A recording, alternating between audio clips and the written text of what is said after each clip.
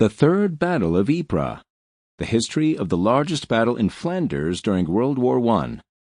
Written by Charles River editors. Narrated by Casey Wayman. Introduction. World War I, also known in its time as the Great War or the War to End All Wars, was an unprecedented holocaust in terms of its sheer scale. Fought by men who hailed from all corners of the globe, it saw millions of soldiers do battle in brutal assaults of attrition which dragged on for months with little to no respite. Tens of millions of artillery shells and untold hundreds of millions of rifle and machine gun bullets were fired in a conflict that demonstrated man's capacity to kill each other on a heretofore unprecedented scale, and as always, such a war brought about technological innovation at a rate that made the boom of the Industrial Revolution seem stagnant.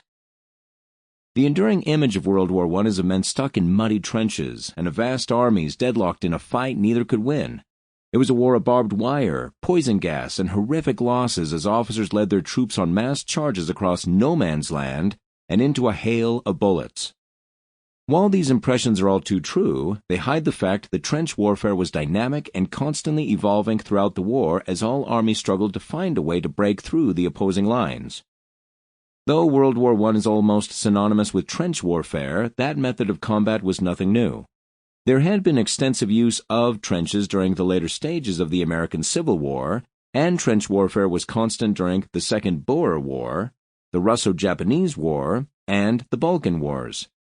These conflicts showed that modern firepower combined with entrenched positions gave a decisive advantage to the defender, yet European observers failed to learn any lessons from these conflicts, and the scale of trench warfare in World War I far eclipsed anything seen before or since, especially on the Western Front. Since the Industrial Revolution, arms and material output had increased by orders of magnitude, as had the quality and uniformity of the products.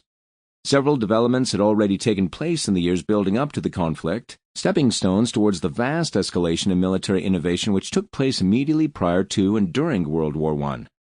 Chief among these was the invention of smokeless gunpowder, which took place concurrently among several powers between 1890 and 1905. This was a crucial development as it eliminated the literal fog of war, which in vast quantities obscured the battlefield entirely and on an individual level both gave away the position of marksmen and made it impossible for them to fire accurately unless they moved away from their own smoke cloud.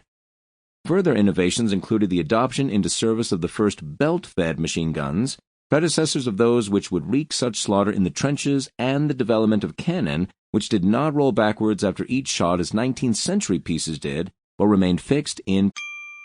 Sample complete. Ready to continue?